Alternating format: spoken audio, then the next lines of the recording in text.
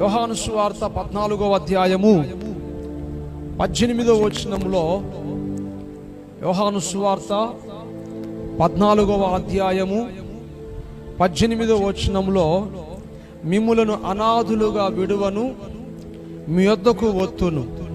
ఆమేన్. ప్రభు ఏమంటున్నాడు? మిమ్ములను అనాథులుగా విడువను, మీ యొద్దకు వత్తును అంటున్నాడు. నిజమే, ఆయన మనలను విడిచిపెట్టే దేవుడు కాదు,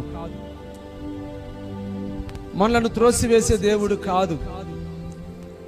వారు ఎలా పోతే నాకెందుకులే అనుకునే దేవుడు అంతకన్నా కాదు ఆయన. ఎందుకంటే ఆయన మనల్ని ప్రేమిస్తూ ఉన్నాడు. మనం ఆయన్ని ప్రేమించడం కాదు, ఆయనే మనల్ని ప్రేమిస్తూ ఉన్నాడు. ఎంతగా ప్రభు మనల్ని ప్రేమిస్తున్నాడంటే మన కొరకు నిలువెల్లా గాయపరచబడుతున్నాడు. మనం పొందుకోవలసినటువంటి ఆ తీర్పునకు, ఆ శిక్షకు ఆయన బలైపోతూ ఉన్నాడు. కల్వారి శిలువలో ఆఖరి రక్తబొట్టు వరకు కార్చి మన కొరకు ప్రాణం పెట్టినటువంటి ప్రేమది. ఆ ప్రేమామయుడు ఆ యొక్క ప్రభు అంటున్న మాట ఏంటంటే, మిమ్ములను అనాథులుగా విడువనంటున్నాడు. నిజమే, ఐగుప్తు దేశము నుంచి పాలు తేనెలు ప్రవహించే దేశమునకు మోషే మందను నడిపిస్తూ ఉన్నాడు. మోషే దినం ఒక రోజు వచ్చింది. ఆ రోజు మోషే కానానును దూరము నుంచి చూచాడు, ప్రభువునందు నిద్రించాడు. ఆ తర్వాత ఆ మందును నడిపించవలసినటువంటి భారము యెహోషువ మీద పడుతూ ఉన్నది.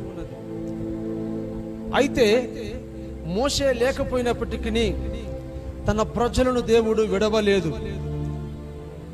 వెరియలేదు, అనాథులుగా విడిచిపెట్టలేదు. వారి యొక్క బాధ్యతను, వారు నడిపించే ఒక భారమును, నాయకత్వమును యెహోషువకు దేవుడు అప్పగిస్తూ ఉన్నాడు. ప్రియులారా, ఇటువంటి పరిస్థితుల్లో యెహోషువ భయపడుతూ ఉన్నాడు.